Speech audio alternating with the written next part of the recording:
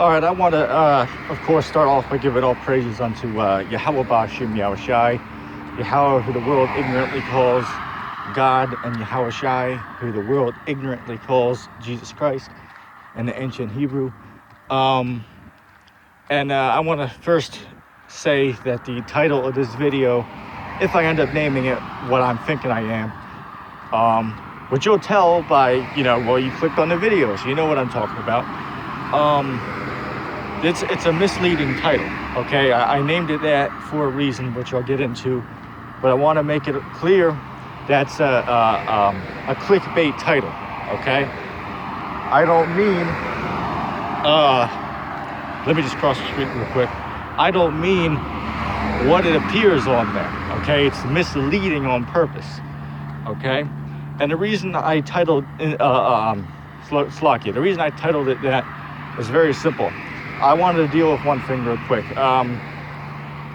Let's say for an example, you got guys out there like even Elder Tahar, which this is a wise idea to invest in silver. I wouldn't recommend gold because, who has money for that?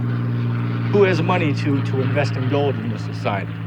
Okay, if you can, then great. But if not, then get get silver. I believe it was even Apostle Tahar. He said that he said silver is the poor man's gold, and it's true. All right, it's true that silver is going to be more valuable to have than gold because, say for an example, if you want an item but you have a $1,000 gold block, instead of getting that gold block, you could have got, say for example, I could have got a whole pouch full of, maybe a whole box full, for that matter, of 1964 silver quarters. Okay? For those who didn't know, if you have quarters that are from the year 1990, or let me think, 1964, Slovakia, 1964, and back, there's a certain percentage of silver within the currency. Okay, so you can go online and you can purchase these quarters and you hold on to them because there's a certain amount of silver inside of those currency. Okay, or I should say those coins, to be correct. Or you can go out and buy 100% pure silver coins, man. All right.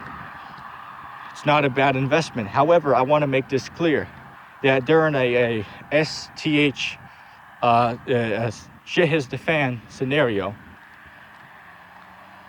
all right, it's still going to be useful to have paper currency with you. And somebody's going to say, well, but why? But why? You got to think of it logically, man. Okay, in this society, everything is run by money, right? So if for some reason there is just a collapse, right? Where, say for example, you go to the stores, there's no food there, like this coronavirus thing. Okay, this could bring in the mark of the beast, which that's another topic. All right, but before that comes, you're gonna have chaos. Okay, before that gets pushed out there. Okay, so during this time of chaos, obviously people are going to be taking paper currency.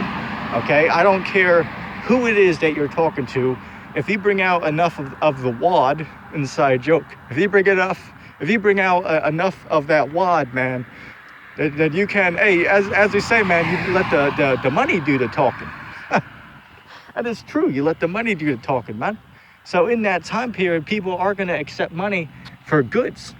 Okay, people are going to accept, say for an example, bullets. Okay, you might have somebody who has, stockpile bullets, and if you somehow find them, we're not going to go over the circumstance, but let's just say it happened. They might say, okay, well, I believe that everything's going to get back to normal. So obviously, they'll give you a price, and if you have the exact paper currency, then they'll most likely do the trade with you, even though the dollar won't come back. They don't know that. Okay, you got to understand this. These people out here, majority of them, they don't know that the dollar won't come back.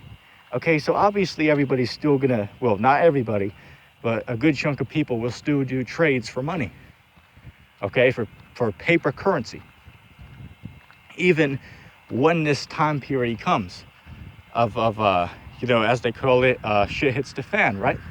SHTF.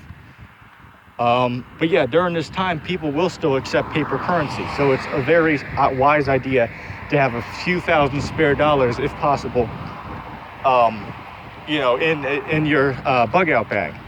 Okay, now somebody's going to be simple and say, oh, well, Yasha, why would you talk about a bug out bag? Let me say this, there's nothing sinful with putting away canned goods and water. That's a wise thing. The scriptures say a wise man will foresee the evil coming and he will prepare himself. Okay, now again, we understand that, those things are not what's going to save you. However, it is still a very wise thing to say if you're at the store to get 2 more cans of food that you're not going to eat right now and put them in the closet. But what is wicked about that? For example, would you then say it's wicked to go to the store without any money because you believe that the Lord's going to make $100 appear in your wallet? And then when that doesn't happen, then what happens? You can't pay for your goods. Okay? So stop being simple for you clowns out there, man. There's nothing wicked about putting items away for the future because you foresee the evil. And let me ask you this question. In the Gospels, right? There's a part where the Lord tells his apostles to bring 2 swords with them for their journey. Now, why did they bring 2 swords with them? Because they needed it for protection. So is it wicked to have, say, a firearm and, say, a couple hundred rounds of ammo sitting around in case someone breaks in your house or, similar situations? And the answer is no, because even the apostles took swords with them. Okay? So there's nothing wicked about that according to the scriptures. All right? I'm not trying to make this too long of a video because there's not too much to go off of. But, the point is clear, man. Okay? That, which again, we know that the dollar won't bounce back because we know the next currency is that microchip, that RFID, that radio frequency identification device. That's the next worldwide currency. Okay, we know that, but again, these people, they don't know that, man. They think the dollar will bounce back sooner or later. Okay, so it's a wise thing to have money set to the side, man. Paper currency. Okay, scriptures speak about those who use the world, but they don't abuse it. All right, but anyway. That being said, I hope that was edifying, and I'm going to say shalom.